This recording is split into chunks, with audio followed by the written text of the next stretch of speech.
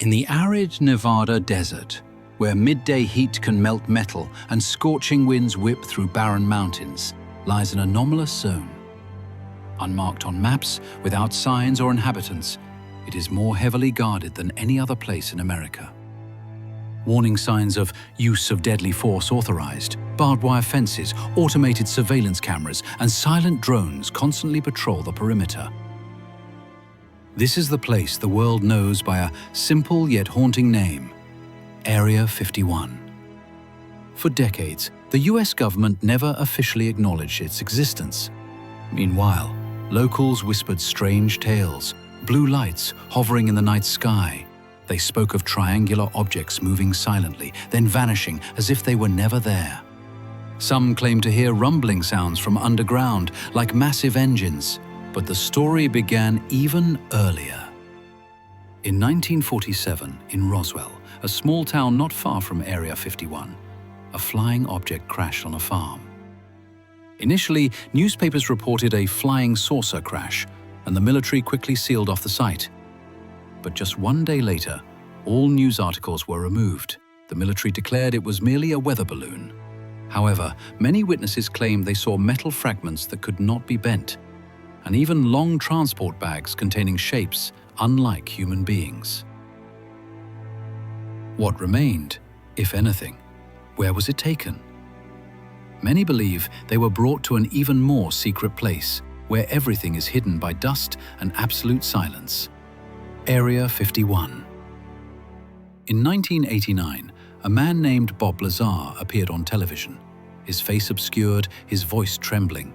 He claimed to have worked at an underground facility named S4. S4 was on the edge of Area 51, and there, he asserted, the US government was trying to reverse engineer technology from an actual extraterrestrial spacecraft. Lazar described the spacecrafts as having no jet engines, no wings. They operated on a strange fuel, element 115, unrecognized by science at the time. He spoke of cockpits with no buttons, no wires. Everything was controlled by thought waves and energy fields. At the time, the world was skeptical. Lazar was criticized, tracked, his degrees erased, and his work records disappeared. But he maintained his testimony for 30 years.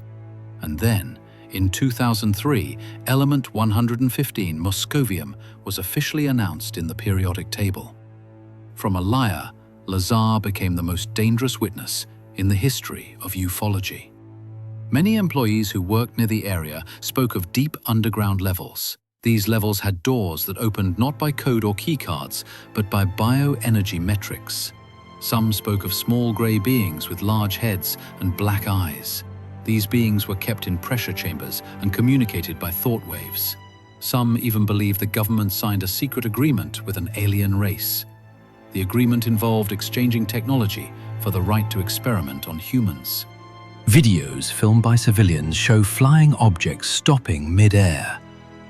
Then these objects accelerate 100 times faster in seconds, a feat no human pilot could survive with human technology.